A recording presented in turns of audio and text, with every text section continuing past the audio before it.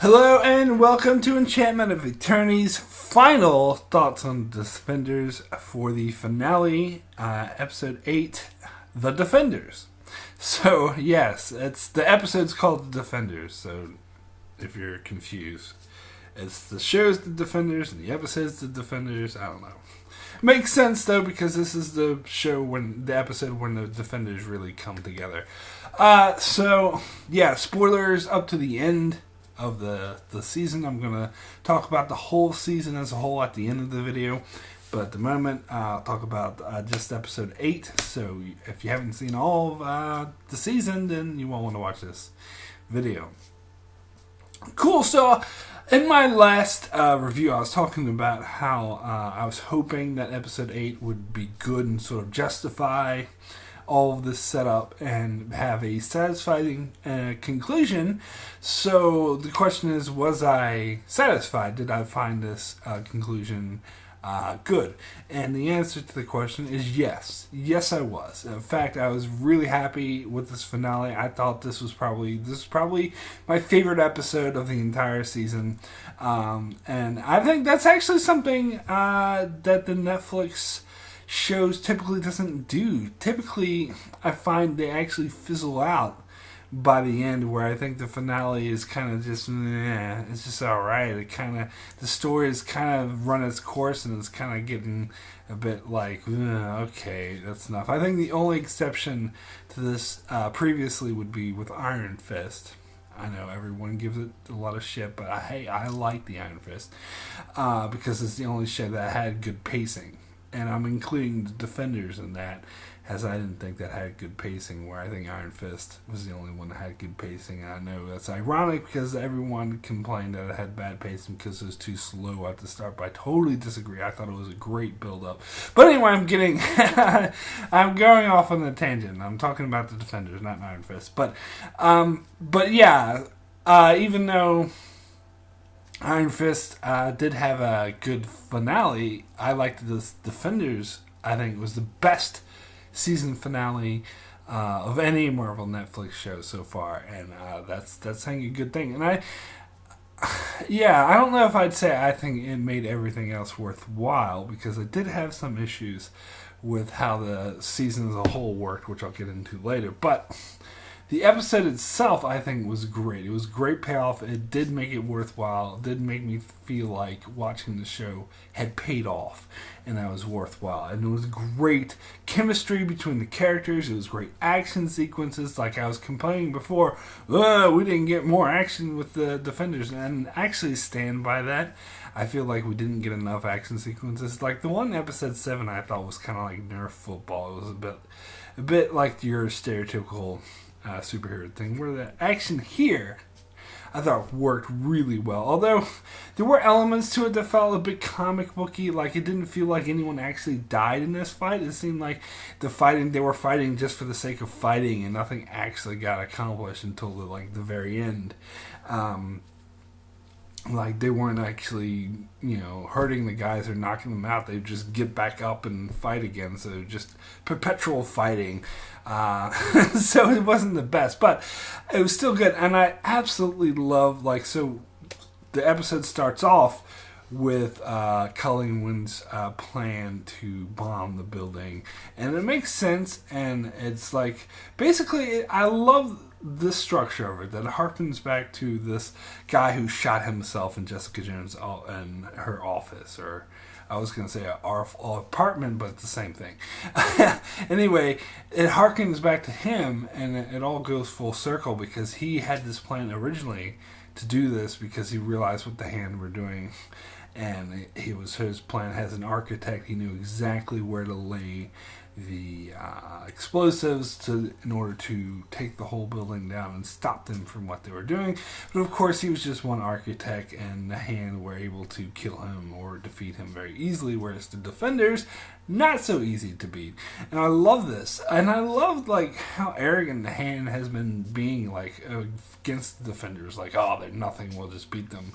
But then they keep getting their ass kicked by the Defenders, and I love that. dynamic that they set up, because I hate arrogance. So seeing someone, a group of people who are arrogant, who are constantly having their asses kicked, and so their arrogance not being justified is puts a grin on my face. I like it. So at the beginning, she has this plan to blow up the building, and I love how Luke Cage was the one standing out and being like, whoa, whoa, whoa, whoa, whoa. We're going to blow up a building? Let's think this through. And so it was interesting. I love the conversation there, and I love how, what's her face, Claire was like, at first she was like, oh yeah, I agree with you, Luke. And he's like, thank you. But she's like, but. And I love all she said was but, and Luke's like, oh, give me a break. Or I think he said sweet sister instead of sweet Christmas, which is, I don't know. I'm not a fan of the sweet Christmas saying. If you see my Luke Cage review, you know that. But I love that. I love how she was, and I knew she was going to say that. I knew there was a but coming. But is actually what we need to do. And that's great. I actually think it's great because Matt Murdock, especially like in Daredevil first couple of seasons, especially last season, was all like, not going to kill, never kill, no killing. Where here, like, I love that he comes to terms, that he actually is on board with this, because he's saying the Hand needs to be defeated, and if they don't kill them, they're just going to keep coming back, and they're just keep coming back, and they want to destroy the whole freaking city. That's their plan, is to destroy New York City, one of the most heavily populated cities in the world. There's like 16 million people or something living there, and they want to destroy it. So yes, killing like 4 guys to prevent 16 million deaths, it's pretty, you can't argue with that. So I love that Matt Murdock has come around and he's actually on board. And it was interesting because you would think that he would be the one who would be against this plan, but it was Luke Cage rather than him. I love that. I love surprises like that, and I totally bought how they play it off. I totally bought how they finally convinced Luke that, look, this is what we got to do. And I also love how Colleen Wynn was like, I want to go down with you guys. And Claire's like, no, you need to stay up here. And she's like, well, I'm just as good as a fighter. And she's like, I know, that's why you need to stay up here and protect me, because I'm not a fighter.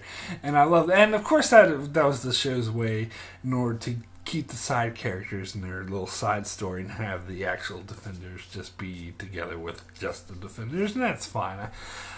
I think that worked well, but I did like how Colleen brought up the point, how she was like, you guys make sure you do right by Danny because it was your fault. You fucking tied him up, which led to this bullshit in the first place. And I love that because I was thinking in that episode that they tied him up, I was thinking that she would come in and like start fighting them for that, because that I still disagree. Like, I think Danny was being a dumbass, but still think that was such a dumb move of them to tie him up. And I think it's right to hear that she's not happy with that.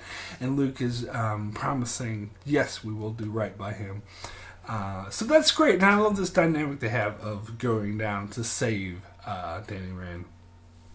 And it was great that they had the plan to go in the elevator when they're going down, and they're like, oh, how are we going to do this? And so they just have Jessica Jones just talking bullshit to the Hand, like you see Elektra and the members of the Hand and all these ninjas sitting there, and she's just like, whoa, let's talk, blah, blah, blah. And then I love how it's just like Luke Cage and Daredevil just come out of nowhere and start beating the crap out of people. I don't know if that plan was necessary. I think if Luke Cage and Daredevil were still there, they still would have started beating the crap out of each other anyway. So I don't really think it made much of a difference, because if they had the guys with the machine guns come out, then Luke Cage could just stand in front of Matt and just couldn't deflect them. So yeah, I thought it was a bit weird that they only shot when Luke Cage was around. Why don't they just, get their guns and just start mowing the Defenders down at random? Why they only come out at certain times and only when Luke Cage is there so he can deflect them? It was very telegraphed way. But that being said, overall, I did love this fight scene. Now, The thing I wanted to say is because in the earlier videos I talked about how I was a bit disappointed in Jessica Jones and her superpowers. I thought they were downplaying it. They weren't doing a good enough job.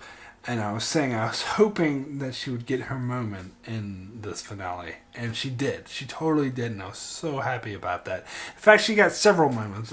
First, I want to talk about when during the fight with the hand, like she did this one thing where she punched this ninja, and the ninja went like flying up against the ceiling, like hit the ceiling and fell down, and that was awesome. I was like cheering. I was like, yes! Finally, they're showing Jessica Jones how strong she is. But really, what her moment really was, when she really had her moment to shine, that I was really happy about, was of course when they're in the elevator going up, and Elektra like puts a little spike in the elevator to stop it, so they think the elevator is going to fall and they're all going to die. And the next thing you know, she like jumps up, basically flies up, because you know she has like these flying abilities, which they try to kind of downplay in the show, but I never actually show her flying. They just, all of a sudden, she's one place and another.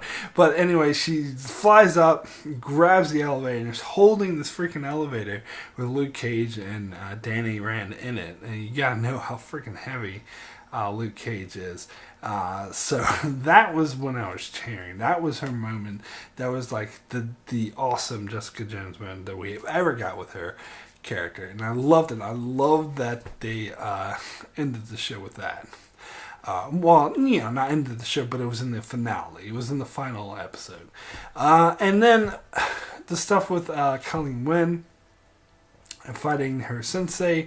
Now, this character, the sensei character, I was a bit, not on board with this character. It's probably my least favorite villain of the show, but it was interesting getting this sort of fight scene, and with how we get her payoff. So we get the payoff of this supporting character from Iron Fist, and she's awesome. Like, she was probably the best thing out of Iron Fist. So I love that we got her payoff where she finally got revenge on the sensei, and she needed Misty Knight's help in order to do it, because she was dead. She was going to die.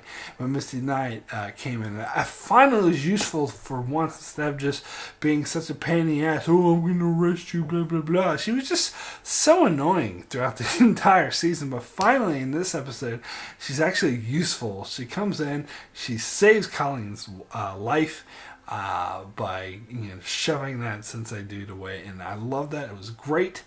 And I love that, of course she got her arm cut off and helping them, but that allowed Colleen to kill the guy finally and chop off his head. So that was a great moment. But of course, the whole thing about Misty Knight getting her arm chopped off was obvious, very obvious, like foreshadowing, very contrived setup for getting her bionic arm. But it is based off a comic book, so what are you gonna do? It's it kind of reminds me of like X-Men First Class, where at the end Charles Xavier gets shot and he was like, oh no, I'm paralyzed. It's all okay because he's in a wheelchair and you have to set it up. So he's in a wheelchair, and it's the same thing here. Oh, she gets her arm cut off, of course, because she has a bionic arm. So you have to set up for that. And of course, at the end, when she's in this hospital, and they mention that it's a state-of-the-art hospital, and Danny Rand's going to pay no expense, it's very obvious where this is heading. I don't know when we will see the bionic arm, if it's going to be in Luke Cage or if she's going to appear in someone else's show first with it, but it's very obvious it's coming. And that's fine. I actually don't have a problem with it, because it's a comic book adaptation. You do have to suspend disbelief to a certain degree or whatever, so that's actually fine. But what was really great is the ending, where Daredevil Matt Murdock dies. I'm saying dies. You can't see me, but I'm doing the air quotes. Because we know that Daredevil's going to have season 3. Like, at least I know, and most people know that they've released it publicly. There's going to be a Daredevil season 3. So, he's not dead. But that didn't bother me. I actually felt that worked for the show. Because his death quotations again, worked for the characters because they believe that he's dead, and so you get to see their reaction, and that was good enough to me, and I did like that. But I love the fact that they revealed that he was actually still alive at the end of the series. I think it would have sucked. Like some people were saying, oh, they shouldn't have showed it. Screw that. I am delighted they showed it. I would have been pissed if they didn't show, because it would be that whole stupid thing with RK spoilers for Game of Thrones, but it would be that whole stupid thing with Jon Snow dying at the end of season 5, and they're trying to pretend, oh no, he's actually dead. Bullshit. We all knew it was bullshit, and some people even still defend their bullshitting, and like, oh, they had to do that because they couldn't just say it. Why not? Just say it, just because we already know. And so I love how these Daredevil, like, well, of course, with them it would be even harder to hide it because the freaking show is called Daredevil and it's coming back. So pretty impossible to hide that. So I'm glad they didn't even try. I'm glad that just straight up at the end, here he is, he's still alive. And I don't think it was anticlimactic. I don't think it cheapened what came before, because it doesn't matter. The fact that he's still alive is the fact that they think he's dead. And we get to see the impact that his death would have on these people, even if he's not really dead. And I think it was great. I think it was a great way to end the show. Plus, even if you didn't know Daredevil was getting a season 3, he's like the star of Netflix. He's the most famous character, and his show is the best. So no way are they gonna kill him. So I'm glad they showed he was still alive, and I like the way they played his death, because it was great. It was actually very touching. Now, getting a bit before that, we get this thing with him and Elektra, and this actually annoyed me a little bit because it was way too Return of the Jedi-ish. Like, it was pretty much the exact same thing of Luke Skywalker when he was fighting Darth Vader, and he's like, they're still good in you. And in fact, I think Matt Murdock at one point had the exact same line that like Luke Skywalker said to Darth Vader, there's good in you, I know it, or something. I can't remember exactly what it was, but I was like, oh my god, they're not even trying to pretend that they're not directly ripping off Return of the Jedi here. But that being said, I still liked it. Like, well, that part of it I thought was annoying, but I liked the conclusion of it, where Matt and Elektra are basically, falling in love while they're fighting each other to the death. I see it as like, and I bought it because it seemed like a romantic gesture from Elektra. Like, she wanted them to die together as like a romantic gesture, and they sort of did like sort of connect on this romantic level, which was great. Like, I thought this really worked. I thought it was a very touching ending, and of course when the ending, when they thought that he was dead, and alright, the fact that when he went to Danny Rand, and we found out later, because Danny Rand tells us what he said, I can't remember the exact words, but it said something like, protect my city, and something to that effect. And that was so touching. I have to admit to shedding a tear at that. That was very powerful. That was very great, because it shows like that was the most important thing to him, of course, has always been protecting his city. He even says this is the whole thing with Foggy, when Foggy's being annoying and like, oh, stop being Daredevil. He's like, this is really me. This is what I do. I protect my city. And I love that he was entrusting this to these new people that he met, that he managed to connect with them, which we saw earlier in that touching scene when he's in the elevator and he's like, I'm so glad you guys are here, and Luke is like, we're not gonna hug. Which is just funny. It was such great scenes in the show. So that was such a great way to end the season, with that sort of legacy hanging there, where he's like passing the torch. He's like, and the fact that you have like Luke Cage, who's, I don't know, he likes helping people, but he doesn't see himself as a hero. And Jessica Jones, even to a harder degree, she doesn't see herself as a hero. She's very reluctant, very apathetic, but deep down, she likes helping people. And Matt can see through her, and the fact that he tells us Danny Rand, because he's the one who most openly is open about helping people. And some people were complaining about the final scene with Danny Rand on the rooftop because they have him in shadow at first. So at first you think, oh, that's Daredevil. But then when the fist starts glowing and you see it's the Iron Fist, I love that. I think that was great because that was symbolically showing that he was going to carry on Matt's good work. And I love that. That coupled with the fact that we do see that Matt's still alive. Like, the fact that they did both of those makes me think more highly of it. So I was actually really touched. I thought it was very effective emotional ending that really does tie together how important these characters and them coming together was, and how much they did affect each other. And when we got that other sort of scene with Luke and Jessica together, when they're reaffirming that because they had this pariah relationship, it was good seeing them sort of tie up the loose ends and saying, look, this time let's keep in touch. Of course, I'm not going to reinitiate romantic things because Luke is with Claire now, and I don't know if Jessica even knows this. They never really made this clear to her, and I like how she said, "Oh, maybe we can get coffee sometimes." Now, I think when she said it, she just said coffee, and it's funny because those who haven't seen Luke Cage didn't know what the reference is in that show. Coffee means sex. So, and his reaction to it was, oh, he sort of gave her this look like, no. That was funny. I loved it because I don't think she knew that connotation to it. So that was great. I think that was a nice touch. So overall, like, I had my issues with this season, but I thought this was a great way to end the season. I think it was actually very effective. So now let me talk about the season as a whole. Like I said, I really got the sense that they were dumbing down the tone, the gritty, dark tone that all of the other Marvel Netflix shows has. It didn't seem present here. It seemed like this was a purpose, like, marketing ploy in order to attract more younger viewers. But then again, if the younger viewers watch this, they're, oh, let's go back and watch the other shows. And the other shows are not going to be suitable for them.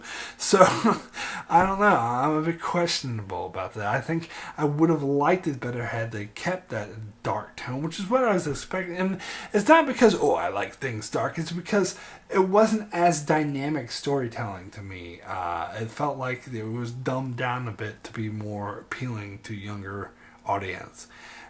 Which I'm not happy with because I was expecting more complex, mature themes as we've been getting before. So that was kind of disappointing. And if you look at the season as a whole, I would have to say the pacing is very off. Ironically, and because this is ironic because all the critics will say the exact opposite of what I'm about to say, but I strongly believe that Iron Fist was actually the Marvel Netflix show that had the best pacing because it was setting up and then started to ramp up towards the middle and it paid off in the end. Where all the other Marvel Netflix shows, it would like quickly speed through the storyline, and by like halfway through the season and 2/3 way through the season, it would basically be over, and then they'd invent something new in order to artificially keep the show going. And it's just like, just end the show already. Jeez. And I think that was true with every single season of Marvel Netflix except for Iron Fist. And of course, the Defenders had the opposite problem, whereas they actually would have benefited from more episodes. It's ironic that they only gave Defenders 8 episodes when it was the one show that actually should have had 13, where the other seasons should have had 8. Because there's more characters. Like at the start of the season, they each have their own storylines and all coming together. They have all the supporting cast.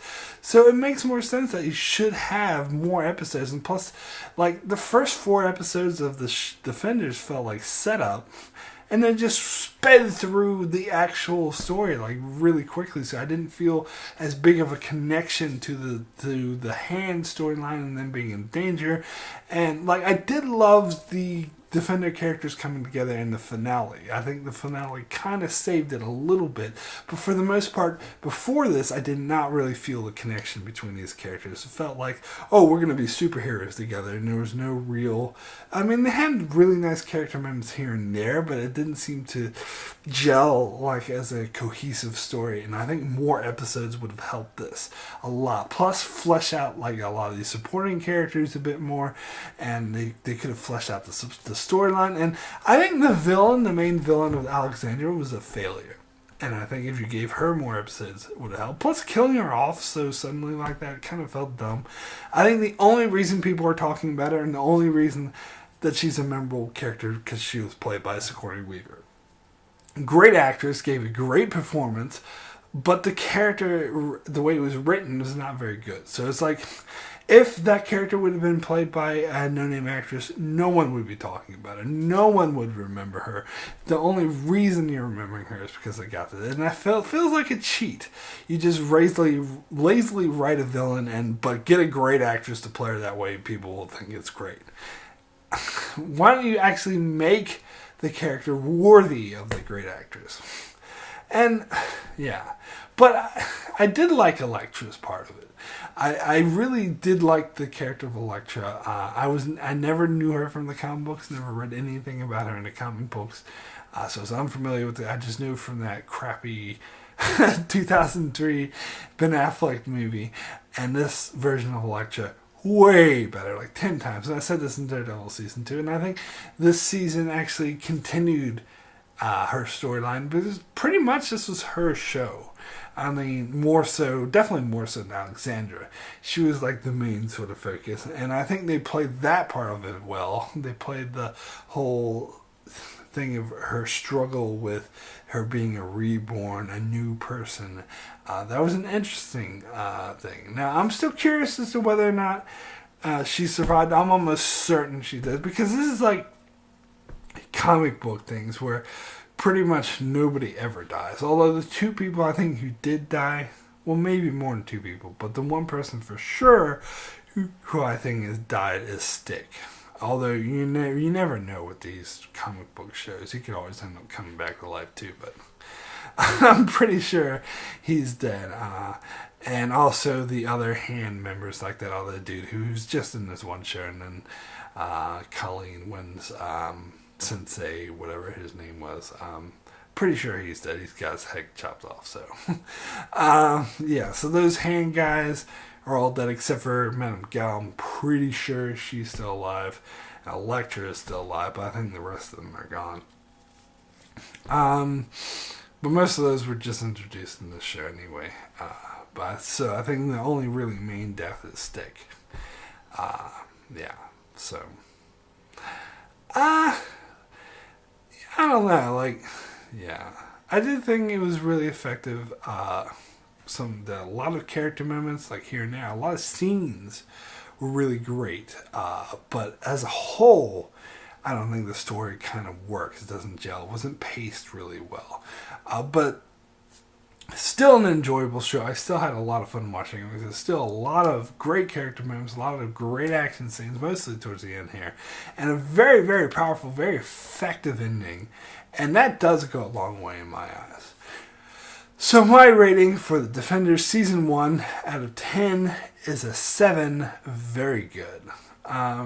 It's not as good as I was hoping it would be, because I've been so hyped for The Defenders ever since I heard of this idea. I couldn't wait for these characters to come together, and it is a bit of a letdown that they doled it down for a younger audience instead of keeping the same tone consistent that they had throughout these other shows. Plus, it's a bit disappointing that they sort of rushed through it instead of having more episodes, which I very strongly feel they should have.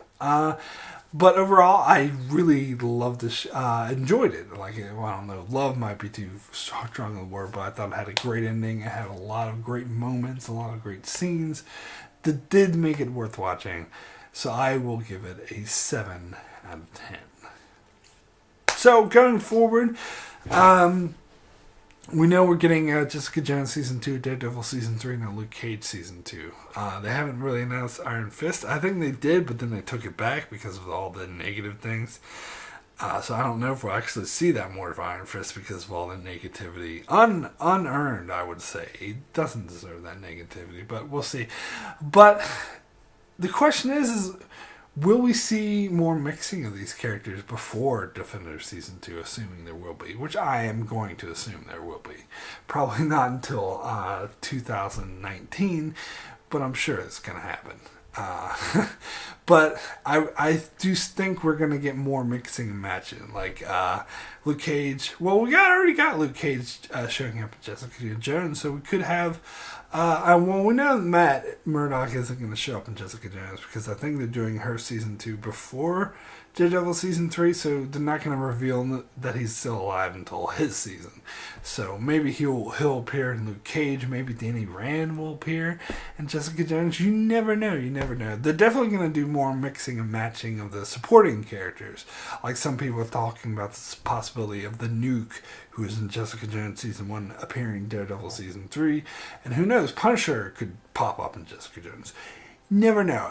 I hope that they keep they playing with this different cameos and stuff, just like the Marvel Cinematic Universe is doing.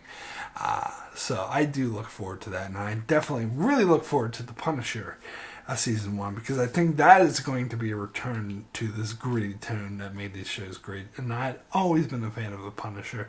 Loved them in Daredevil Season 2 is the only good thing about it. So can't wait for that. So thank you so much for watching these videos where I give my random thoughts on the Defenders. I will be covering future Marvel Netflix shows. Probably I won't be covering like this. We'll just do one video for the entire season once I've seen the entire season. So please keep an eye out for that. And I've also already done reviews from all the other Marvel Netflix shows you can check out on my channel. So I also do other videos on other shows like Game of Thrones, Star Trek, and more. So be sure to subscribe so you can keep up with all of that. Thanks a lot for watching.